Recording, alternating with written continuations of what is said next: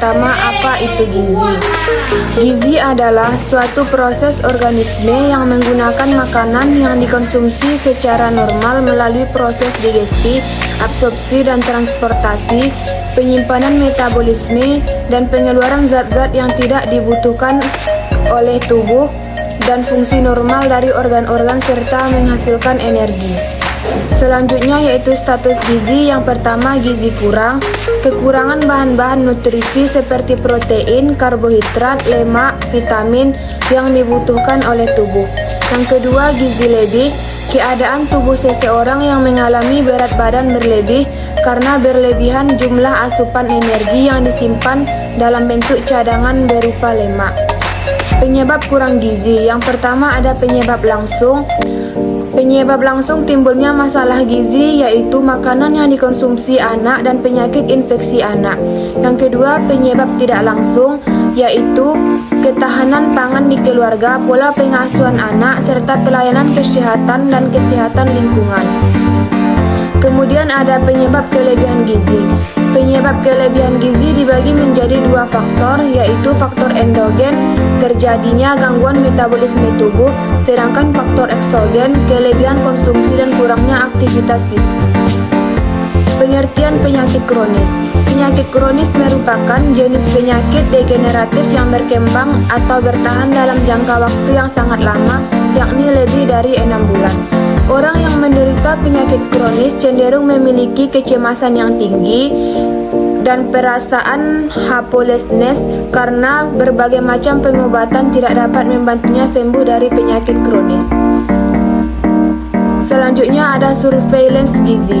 Menurut Depkes Republik Indonesia tahun 2008, surveillance gizi adalah proses pengamatan berbagai masalah yang berkaitan dengan upaya perbaikan gizi masyarakat secara terus-menerus, baik pada situasi normal maupun darurat, dan informasi yang dihasilkan dapat digunakan untuk pengambilan keputusan dalam rangka mencegah memburuknya status gizi masyarakat, menentukan intervensi yang diperlukan, manajemen program, dan evaluasi dari program yang sedang atau telah dilaksanakan. Surveillance stunting. Stunting merupakan sebuah masalah kurang gizi kronis yang disebabkan oleh kurangnya asupan gizi dalam waktu yang cukup lama. Hal ini menyebabkan adanya gangguan di masa yang akan datang, yakni mengalami kesulitan dalam mencapai perkembangan fisik dan kognitif yang optimal. Stunting menjadi masalah gagal tumbuh yang dialami oleh bayi di bawah 5 tahun yang mengalami kurang gizi semenjak di dalam kandungan hingga awal bayi lahir. Stunting sendiri akan mulai nampak ketika bayi berusia 2 tahun. Faktor risiko stunting. Status gizi. Status gizi merupakan sebuah penilaian keadaan gizi yang diukur oleh seseorang pada waktu dengan mengumpulkan data kebersihan lingkungan. Meningkatkan risiko stunting akibat lingkungan rumah adalah kondisi tempat tinggal, pasokan air bersih yang kurang, dan kebersihan lingkungan yang tidak memadai. Makanan pendamping ASI. Makanan pendamping ASI harus diberikan dengan jumlah yang cukup sehingga baik jumlah frekuensi dan menu bervariasi bisa memenuhi kebutuhan anak. ASI eksklusif. Seorang anak yang minum ASI eksklusif mempunyai tumbuh kembang yang baik. Hal ini dikarenakan di dalam ASI terdapat antibodi yang baik sehingga membuat anak tidak mudah sakit. Selain itu, ASI juga mengandung beberapa enzim dan hormon. Tingkat pendidikan orang tua. Pengetahuan yang tinggi juga mempengaruhi orang tua dalam menentukan pemenuhan gizi keluarga dan pola pengasuhan anak, di mana pola asuh yang tidak tepat akan meningkatkan kejadian stunting. Pendapatan orang tua. Tingkat pendapatan keluarga memiliki hubungan yang bermakna dengan kejadian stunting. Hal ini dikarenakan keluarga dengan pendapatan yang rendah akan mempengaruhi dalam penyediakan pangan untuk keluarga. Pola pemberian makan. Pola asuh yang baik dalam mencegah terjadinya stunting dapat dilihat dari praktik pemberian makan. Pola pemberian makan yang baik ini dapat berdampak pada tumbuh kembang dan kecerdasan anak sejak bayi. Berat bayi lahir rendah. Anak dengan riwayat BBLR mengalami pertumbuhan linear yang lebih lambat dibandingkan anak dengan riwayat BBL normal. Dampak stunting. Dampak jangka panjang. Untuk jangka panjangnya yaitu mudah sakit, munculnya penyakit diabetes, penyakit jantung dan pembuluh darah, kegemukan kanker, stroke, disabilitas pada usia tua, dan kualitas kerja yang kurang baik sehingga membuat produktivitas menjadi rendah. Dampak jangka pendek kejadian stunting yaitu terganggunya perkembangan otak, pertumbuhan fisik, kecerdasan, dan gangguan metabolisme pada tubuh.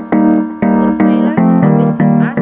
Obesitas adalah kelebihan lemak dalam tubuh yang umumnya dikandung dalam jaringan resiko obesitas yaitu hipertensi, jantung koroner, diabetes mellitus, gout.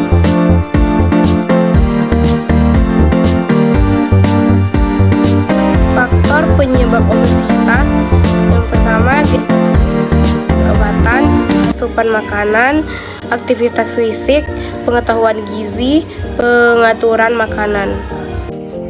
Manajemen gizi. Manajemen nutrisi merupakan salah satu upaya untuk meningkatkan kualitas hidup dengan melibatkan peran aktif pasien dalam pengontrolan dan manajemen penyakit melalui pengaturan pemenuhan nutrisi yang sesuai kebutuhan pasien. Adapun manajemen gizi stunting. Yang pertama, pemenuhan gizi ibu hamil dan anak. Yang kedua, melakukan pemeriksaan IMT. Yang ketiga, menerapkan pola hidup bersih dan sehat. Yang keempat, mengikuti posyandu. Manajemen gizi obesitas. Ada 3. Yang pertama, mengatur pola makan yang memenuhi standar gizi seimbang. Yang kedua, membiasakan aktivitas fisik sehingga tidak terjadi penumpukan lemak pada tubuh. Yang ketiga, memantau berat badan. Dengan memantau berat badan, maka akan didapatkan berat badan yang ideal. Penanggulangan stunting. Videonya akan ditayangkan sebagai berikut.